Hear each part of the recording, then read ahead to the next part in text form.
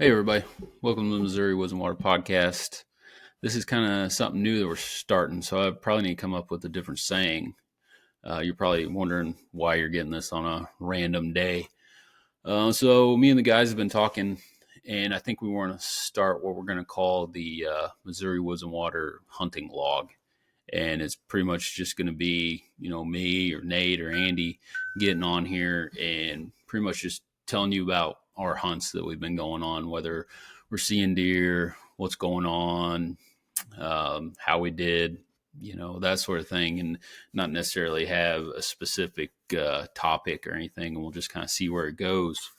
A lot of times we hunt throughout the week or whatever, and it doesn't really need its own podcast, but so we're gonna do this and add it that way. If you guys if you guys or gals are watching this or listening to it, whatever, it might give you some insight of what could be happening in the woods around you.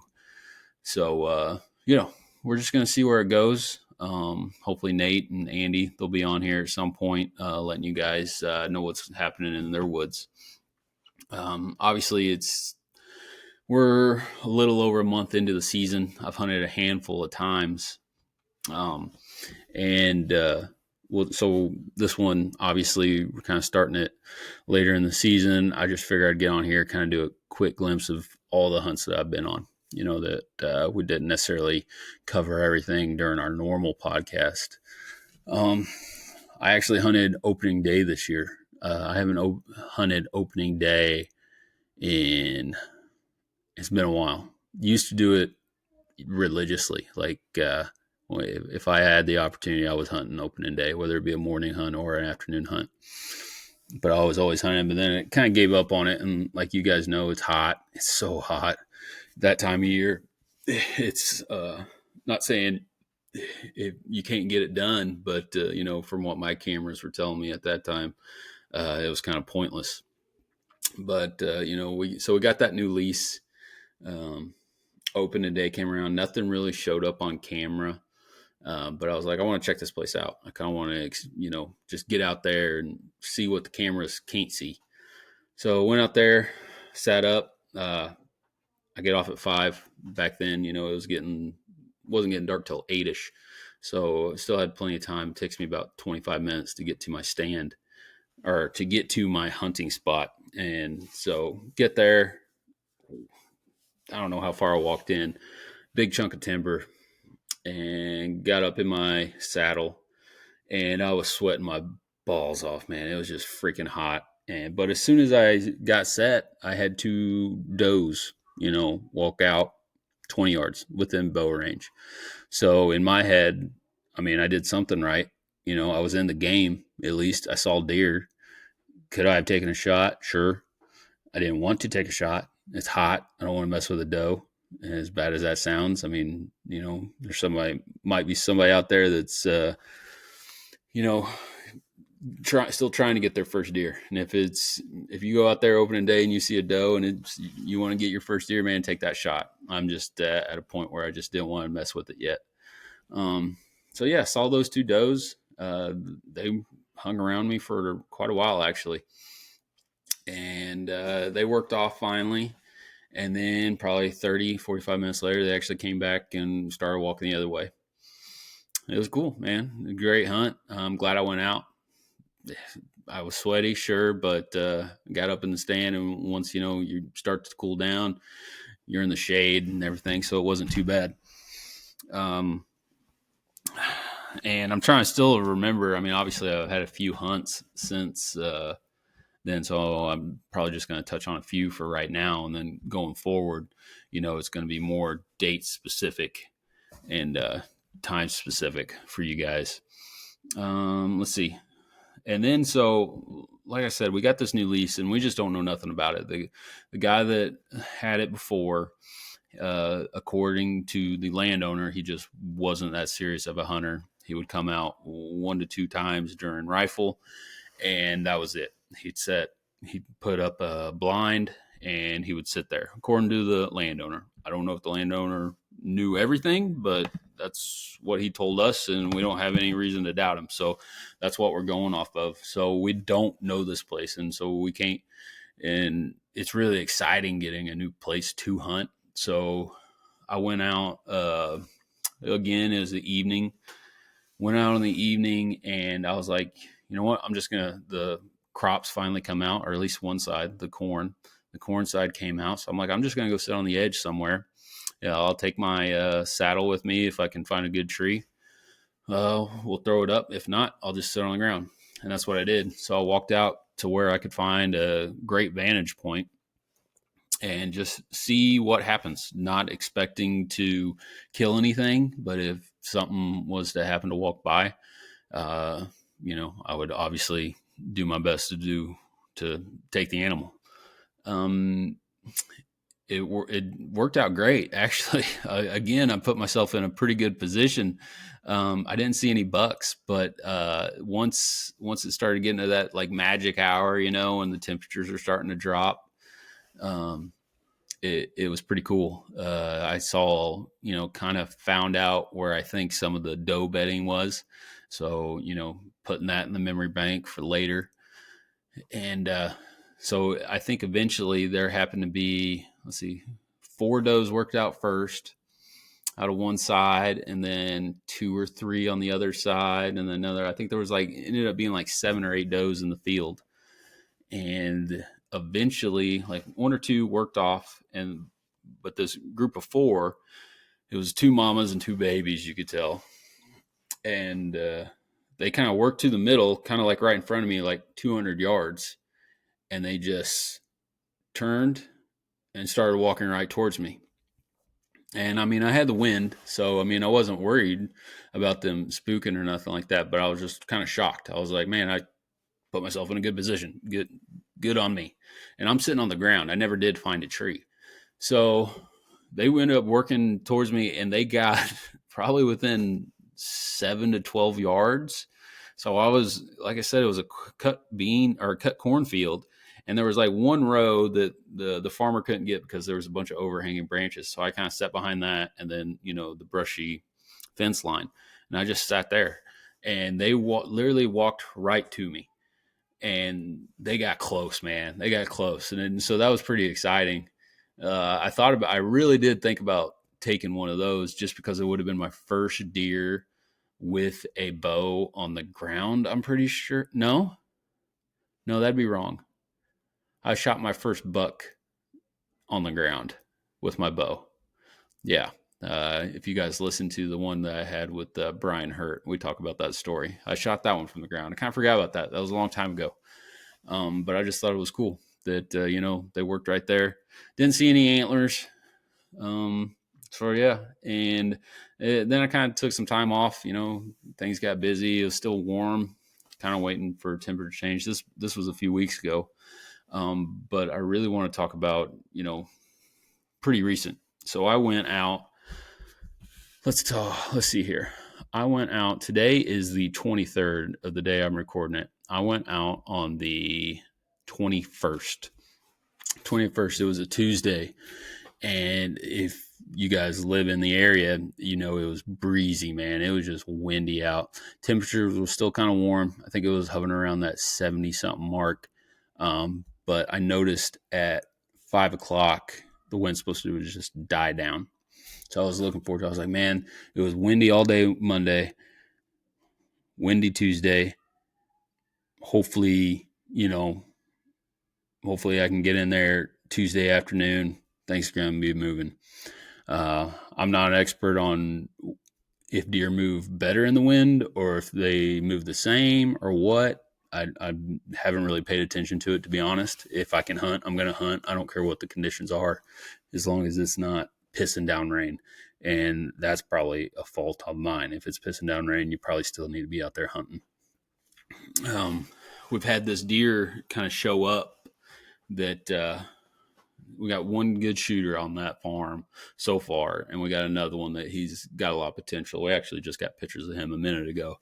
He's a solid 10, but he'll be a great one for the kids. If he walks by, he might be in trouble. So we'll see. But the main one we're after, he's cool, man. He's got a lot of character to him. He's a mainframe 8 with a bunch of flyers. Like, I think I counted 10 points. We finally got a really good picture of him and got the HD pulled up. And I want to say I could count 10 points for sure. But like I said, he's got a lot of junk around his bases and, some flyers and stuff. He's just real cool. Real mass, man. Like, just super heavy mass and goes straight up. And tines aren't that long. I don't think he's going to be a huge scoring deer, but he's just a really cool deer. One that I would love to put my tag on. I know Nate would be the same. And who knows if Andy gets out there, he's definitely a shooter. Has to be at least 4. Huge body on him. Might be 5, might be older. Obviously, we don't have any history at this place, so it's kind of hard to tell. But so we had some pictures of him like 2 or 3 days prior. And I think total we have like 8 pictures of this deer between, all the cameras that were running. And it just seemed to me like he was doing a circle of this timber, which makes sense. They're starting to get a little excited. They're probably going to start checking does, and they're hitting scrapes and doing all the things that bucks want to do. So, I'm getting excited. Hopefully you guys are too. But so I went out there Tuesday, and where I wanted to be and with the wind that I had, I think it was going to work out pretty good. I get up there and, obviously we haven't hunted this place that much. Don't know tons. And I was like, I don't know where I'm going to sit. I don't know if I'm going to sit on the ground. I took my saddle with me. I ended up finding, it's like, think of this big timber that runs north to south, and then it's got little cuts in it, and it kind of goes like that. And there's this one spot where it kind of cuts in, then goes back north, and then it kind of has this like bowl of trees. I don't even know what the farmer told us. I don't remember what he said it was, if it was an old pond or something like that, but it's just like a round area full of big mature trees in it. And my plan was to get right there. Well, I got there, and it was a long walk in. It was probably 600-700 yards, which, I mean, it doesn't sound that bad, but when you're carrying all your crap, it sucked. I wasn't super excited about my access. Like, I had to walk pretty much straight up a cornfield. I tried to favor, like, there's a crest, and so this timber runs this way. There's obviously, the borderlines here on my right side, and I know that there's deer bedding over there too. So I was like, do I skirt that edge and not be able to be seen at all over there and blow everything out on my right? Or do I go down the middle? I didn't want to go up the main timber side because I think that's where he's bedding. That's our best guess, is he's somewhere in that area. So I was like, I'm just going to go straight up the middle, and I'm going to favor the right side. That way the crest of the hill is kind of covering my entry. And it worked out pretty good. Like, I mean, obviously when you're walking in the field and you can see the timber, when you're looking at the tops of the trees, if a deer's on the ground, they're not going to be able to see you. Whether or not I blew out the other side, I don't know. The winds were blowing pretty rough there. I think they were like 18-mile-an-hour winds at the time when I started walking in. But I got up there. I was able to find a perfect freaking tree. It wasn't exactly where I wanted it, but it was like right there. And it ended up being, I think, in the future, I think it's just going to be a money spot. Got there, perfect tree for the saddle. It was only a 3-sticker, so I carry 4 sticks. This one only took 3, and I got to like the perfect height. I could see over the brush, and I could be under the brush that was going out into the field. And my thought was he'd come out somewhere south of me and come up north, having that wind hit him in the nose, checking all the bedding, hitting some scrapes along the way. I got there and I was like, this is like the perfect area. Like, I'm going to be putting a permanent stand there now that I know about it. And it just felt right. You get to that one spot and you're like, it just feels right. This feels like a good deer spot. So I got there, set up, everything was great. And kind of like it's done in the past, as soon as I got set up, put my arrow on my bow, Look out into the field, and there was 3 does already feeding out in that little cut-in area. So I was like, hey, I'm in the game. I did right. Doing good. So that was pretty cool. Nothing ended up with horns showing up, but I just felt like I was in the game the whole time. Like it could have happened like that. I was looking into the timber, like my saddle was facing the timber. I was standing on my platform. I actually didn't even use the saddle part. I more used it for a harness, and I just stood up the whole time, leaning against a tree, and I was covering all the timber. It was like a little corner. So my thought was, he's either going to come out and hit the edge, or he's going to stay in that 15-yard buffer inside the timber and work around. Nothing ended up happening. I saw the 3 doe, and got the crap scared out of me whenever I was leaving. As soon as I get down, I waited till the very last minute. Like legal shooting light, I think ended at, it was either 6:59 or 7:00 on the dot. I got down at like 7:05, 7:10, and as soon as I stepped my feet out into the cornfield to exit, a group of coyotes started howling, probably like, I don't know, 80 yards away from me. So I was just, not that I'm scared of a coyote, but it caught me off guard, and it was super loud. So I was like, oh, geez, okay, time to go. I don't carry a pistol like Nathan does. Nathan's, ready to take on the world whenever he goes. I wasn't worried about it, but so I kind of got back to the truck. It was fine. Good hunt. I guess I did miss one story that's kind of entertaining, and we'll go ahead and cover it. But so that was Tuesday, and I actually went out all day Sunday. And when I mean all day, I went in the morning and the evening. That morning, I go to my main farm, which is pretty close to my house. I've talked about it a ton on the show. Just a little 60-acre piece, half alfalfa, half timber. I go out there. Wind wasn't great for it, so I kind of went to a stand where I don't see a ton of activity. And I was like, well, it was cooler that day. It was going to be a good day to hunt either way. So I was like, I'm just going to go sit, and whatever happens, happens. If a doe presents itself, I'm going to take it. The cool weather, I got time to mess with it, and we're going to do it. Get out there, and I saw quite a bit of deer, man. Like they never, like I have this, I set a stand, I planted a food plot, and it kind of took, and then we got that dry weather and no rain and hot, and it burnt up pretty good. There's still some clover in it. So they're still kind of coming to it, but not, it's burnt up, so it's more of a pass through type area. They might stop and take a bite, but they're not hanging around very long. But I saw 2 does, I believe, kind of worked the edge of it. They never gave me a shot. I did have a little, I think it was a 4-pointer, a little 4-pointer, walk right through the middle of it. Could have shot him easy. Had a little button buck, walk through the middle of it. Let him get a pass, obviously. And then like it got to be around like 9:30 or something, and I'll be honest, I was kind of done with the hunt. I'm like, okay, yeah, it was a good morning. Saw some deer. Just nothing gave me a shot. It was beautiful out. Sun was shining. I was kind of standing up, just kind of stretching, kind of warm up a little bit. It was chilly that morning. And all of a sudden, I'm kind of looking to my right, and I look to my left, and there's a doe like on a steady walk right in the middle of, like, I caught her like right in the middle of the beat, or right in the middle of the field. And I was like, oh crap, there's my opportunity. It was a good doe, good sized doe. And I was like, here we go. So I grabbed my bow real quick, and I pull back, and she's just about to get on the edge of it. And it's roughly a 30-yard shot. So I turn my sight and pull back real quick, and she stops for a second, and then she starts moving, and I'm like, bam, bam, bam, bam. And as soon as she stops, I bam, hit the trigger, and she ducked that thing like that.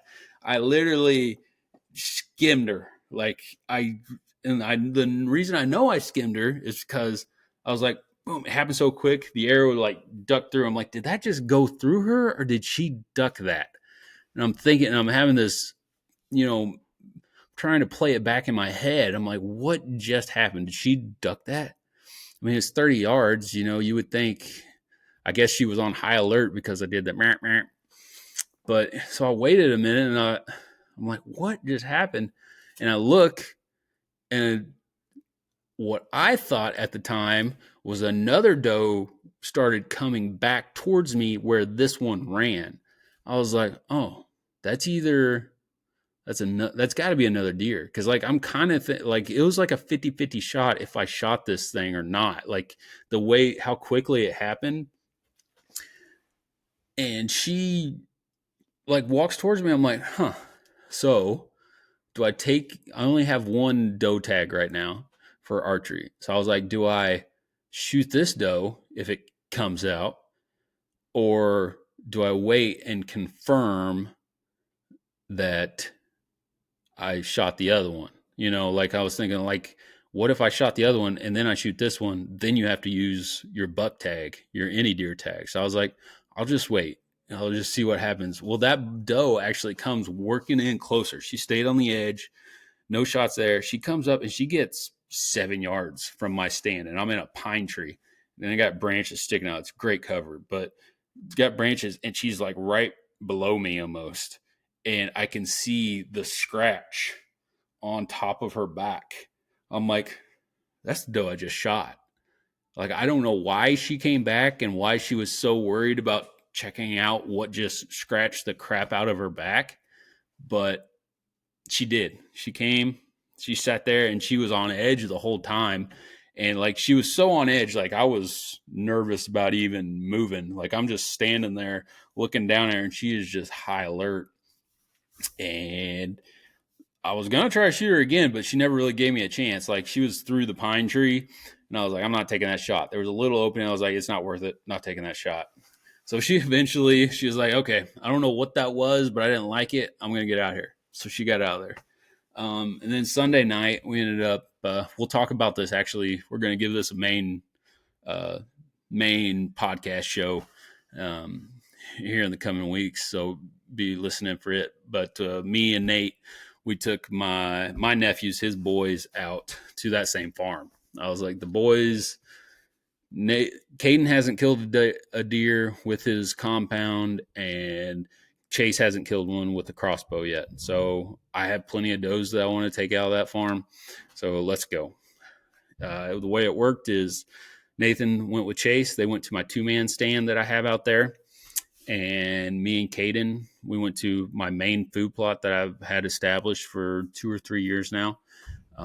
And I put him up in my main stand, and I was, I don't know, a few yards away, and I got my saddle. So me and him, we could communicate. We used our phones, but if we needed to, we could whisper to each other. Me and him, we didn't really have much go on. We had one button buck come in. He was licking my sticks that I was climbing the tree with.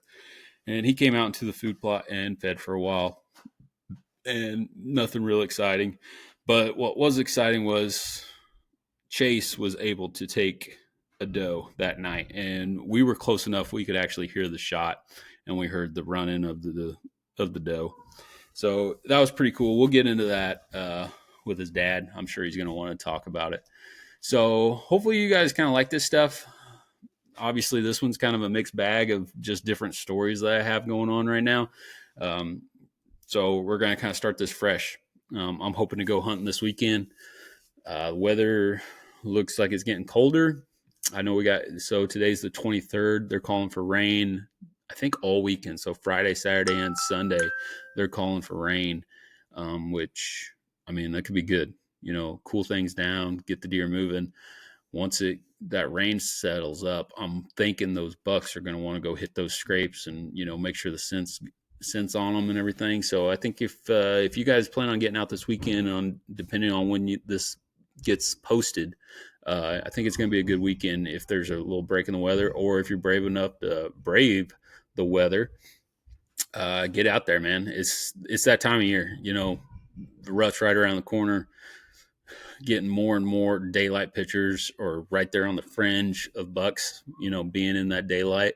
So hopefully, this gave you a little entertainment. Obviously, this isn't as long as our normal ones. This is kind of an add-on deal. So hopefully you guys enjoy it. If you feel encouraged to, we sure would like to hear what you guys got going on in the woods. We might make it to where, we have some people on, be like, hey man, I was hunting, and I think this is a great time to be doing this, or the deer should be moving. And it's kind of similar to like I remember Wired to Hunt. He might still do it, but he used to do the rut forecast, or I forget what he called it exactly, but he would talk to different people across different states and kind of tell where they're at and timeline as far as the rut and what's going on, that sort of thing. So I kind of want to make this similar to that, but also just have a place for us just to tell our stories that might not necessarily make it to the podcast for the full hour or whatnot. So subscribe, like, do all the things you do, man. We really appreciate you guys listening. We have fun doing this, or otherwise we wouldn't be doing it. So get out there and hunt, be safe, wear a harness, practice shooting your bow throughout the season. I need to do that too. So I'll catch you on the next one, guys.